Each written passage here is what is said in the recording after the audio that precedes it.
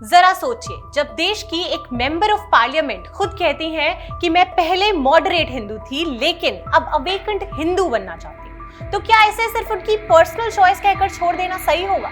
शायद नहीं, क्योंकि एक एमपी के वर्ड सिर्फ उनकी पर्सनल थिंकिंग तक लिमिटेड नहीं रहते हैं। वो पॉलिटिक्स, सोसाइटी और कॉन्स्टिट्यूशन से जुड़ी एक बड़ी डिबेट बन जाती है। हम बात कर रहे हैं कंगना रनौत की। बीजेपी एमपी और एक्टर कंगना एक बार फिर नेशनल डिबेट का सेंटर बन चुकी है।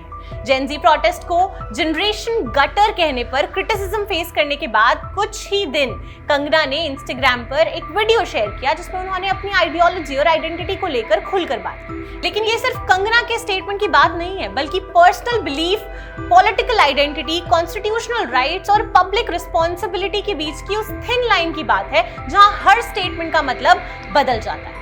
अपने वीडियो में कंगना ने कहा कि लोग उनके प्रेजेंट को समझने के बजाय बार बार उनके पास्ट को सामने ले आते हैं। उन्होंने कहा कि उनके फिल्मी करियर, लाइफस्टाइल और पुरानी चॉइसेस का जिक्र करते हैं और उन्हें पॉलिटिकल स्टैंड पर सवाल भी उठाते हैं। उनके मुताबिक हर इंसान के इवॉल्व होने और अपने आइडेंटिटी को डिफाइन करने का अधिकार है। इसी दौरान उन्होंने वो स्टेटमेंट दिया जो सबसे ज्यादा हेडलाइंस में था। कंगना ने कहा कि वो पहले एक मॉडरेट हिंदू थी लेकिन अब एक डिफाइंड और अवेकेंड हिंदू बनना चाहती। उन्होंने कहा कि उनकी सोच पर बीजेपी और राष्ट्रीय स्वयंसेवक संघ की आइडियोलॉजी का असर रहा है और वो उस फ्रेमवर्क को समझने की कोशिश भी कर रही है। उनका कहना था कि जिस तरह करियर या लाइफस्टाइल बदलता है उसी तरह आइडियोलॉजी भी बदल सकती है।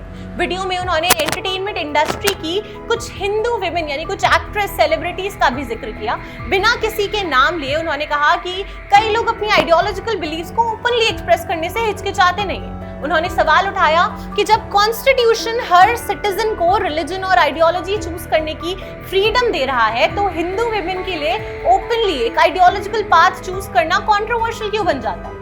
यहाँ पर अब एक कॉन्स्टिट्यूशनल एंगल भी समझना बहुत जरूरी है। भारत का कॉन्स्टिट्यूशन हर सिटीजन को अपने रिलीजन, प्रोफेस और प्रैक्टिस करने का अधिकार देता है। साथ ही फ्रीडम ऑफ स्पीच और एक्सप्रेशन भी कॉन्स्टिट्यूशनल राइट्स का हिस्सा है। इसका मतलब है कि हर व्यक्ति, चाहे आम नागरिक हो या मेंबर ऑफ पार्लियामेंट, अपनी आइडियोलॉजी और बिलीव्स एक्सप्रेस कर सकता है। लेकिन जब कोई इलेक्टेड रिप्रेजेंटेटिव ऐसा करे तो उसके स्टेटमेंट्स नेचुरली पब्लिक और पॉलिटिकल डिस्कशन का हिस्सा बन जाते हैं। इसी वजह से कंगना के स्टेटमेंट्स पर रिएक्शन भी दो अलग अलग बातों में आए हैं। सपोर्टर्स का मानना है कि वो सिर्फ अपनी पर्सनल आइडियोलॉजिकल जर्नी शेयर कर रही हैं और सिटीजन को अपनी सोच बदलने और ओपनली एक्सप्रेस करने का कॉन्स्टिट्यूशनल हक है।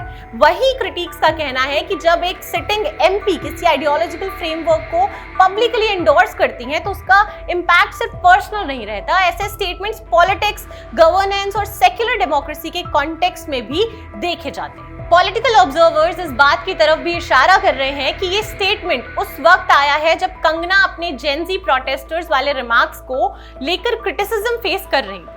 इसी वजह से कुछ लोग इस वीडियो को क्लैरिफिकेशन के रूप में देख रहे हैं, जबकि कुछ इसे उनकी आइडियोलॉजिकल पोजीशनिंग को और मजबूत करने की कोशिश भी मान रहे हैं। लार्जर पिक्चर में देखा जाए तो पिछले कुछ सालों में इंडिया की पॉलिटिक्स में रिलीजन और आइडेंटिटी हर जगह पब्लिक डिस्कशन काफी ज्यादा विजिबल हो गया है। पब्लिक फिगर्स अपनी फेथ और आइडियोलॉजी को पहले से ज्यादा ओपनली एक्सप्रेस कर रहे हैं। कुछ लोग इसे कल्चरल कॉन्फिडेंस के रूप में देखते हैं, जबकि दूसरे मानते हैं कि पब्लिक रिप्रेजेंटेटिव्स को पर्सनल बिलीव्स और कॉन्स्टिट्यूशनल रिस्पॉन्सिबिलिटी के बीच बैलेंस बनाना आना चाहिए। और शायद इसी बैलेंस में ही पूरी डिबेट का सबसे बड़ा सवाल छुपा है।